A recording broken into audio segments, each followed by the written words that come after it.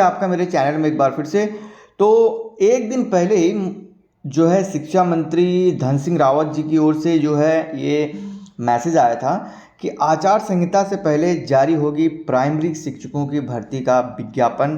तो यहाँ पर आप देख सकते हैं धन सिंह रावत ने भरोसा दिलाया कि प्राथमिक शिक्षक भर्ती नियमावली संशोधन की कार्रवाई अंतिम चरण में है।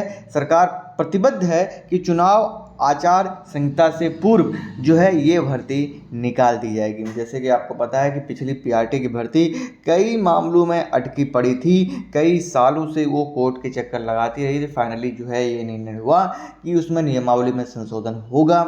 इसके लिए कुछ अभ्यर्थी फिर बाद में कोर्ट भी गए थे, पता नहीं उसके बारे में अभी तक तो कोई अपडेट नहीं है क्या है। लेकिन आज जो बड़ी खबर है वो बड़ी चौंकाने वाली है। चलिए आगे बढ़ते हैं, लेकिन इससे पहले आप चैनल पर नए हैं तो लाइक कमेंट एंड शेयर करना मत भूलिएगा। वहाँ की आप हमें इंस्टाग्राम टेलीग्राम से भी जुड़ सकते हैं, हमारे चैनल के नाम से ही हमारा टेलीग्राम चैनल भी है। जी हाँ, बड़ी खबर इस वक्त की निकल के सामने आ रही है कि उत्तराखंड में बेसिक शिक्षकों की भर्ती खुलेगी।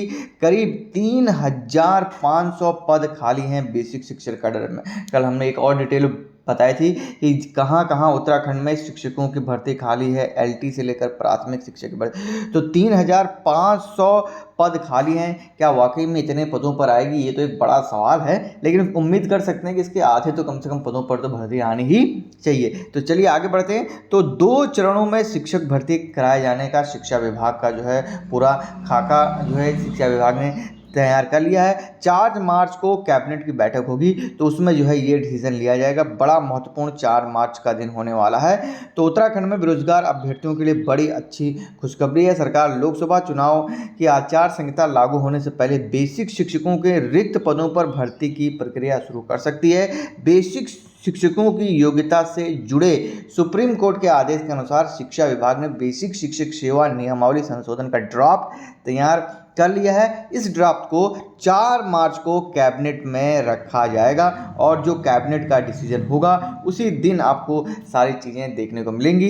लगभग 3500 पद खाली हैं, तो आधे से अधिक पदों की तो उम्मीद की ही जा सकती है कि शिक्षकों की जो है भर्ती यहाँ पर आए। तो शिक्षा मंत्री डॉक्टर धन सिंह रावत पहले ही इसका जो है एक तरह से हिंट दे चुके हैं कि मालूम हो कि इस वक्त बेसिक स्तर पर करीब 3500 रिक्त पद हैं। नियमावली की संशोधन के चलते पहले की कई पद भी यहाँ पर लुट के अटके पड़े हैं। यहाँ पर आप देख सकते हैं इसके बाद केवल डीएलएड प्रशिक्षक ही कक्षा 1 से 5 तक के लिए जो है पात्र बन सकेंगे। यानी कि अब इससे जो है बीएड के अभ्यर्थियों को बाहर का रास्ता देखने को मिल सकता है। यानी कि अब केवल 1 से 5 तक के जो बेसिक टीचर हैं वो केवल डीएलएड अभ्यर्थी ही बन सकते हैं। तो आप देख सकते हैं तमाम यह है। और उसके अलावा सूत्रों के अनुसार उत्तराखंड की डीएलएड प्रशिक्षकों की संख्या को आधार पर शिक्षा विभाग शिक्षक भर्ती को 2 चरणों में शुरू कर सकता है। तो यहाँ पर कैसे होगी, यहाँ पर आप देख सकते हैं ये पूरा खाका जो है तैयार कर लिया गया है कि एक दिन एक स्थान पर सभी पदों की काउंसलिंग होगी। तो यहाँ पर आप देख सकते हैं शिक्षा विभाग बेसिक शिक्षक भर्ती नई व्यवस्था लागू करने पर भी विचार कर रहा है। इसके तहत जिलों में अलग अलग काउंसलिंग कराने के बजाय एक ही स्थान पर एक ही दिन में सभी पदों की काउंसलिंग और नियुक्तियां करने की योजना है। इसका फायदा यह होगा कि कई बेरोजगार एक से अधिक जिलों में आवेदन कर देते हैं। चयन होने के बाद वो इच्छित जिलों में ज्वाइन कर लेते हैं। मेरिट में आने की वजह से दूसरे जिलों में एक पद में भर्ती से छूट जाता है। इससे समय पर भर्ती के पदों को भरना जो है मुमकिन नहीं हो पाता। ये आवाज़ हमने पहले भी उठाई थी जब पिछले रिसेंट टाइम में इसके फॉर्म आए थे। हमने पहले ही कहा था कि अगर सबसे पहले तो जिस जिले का अभ्यर्थी है उसी जिले से आवेदन करे।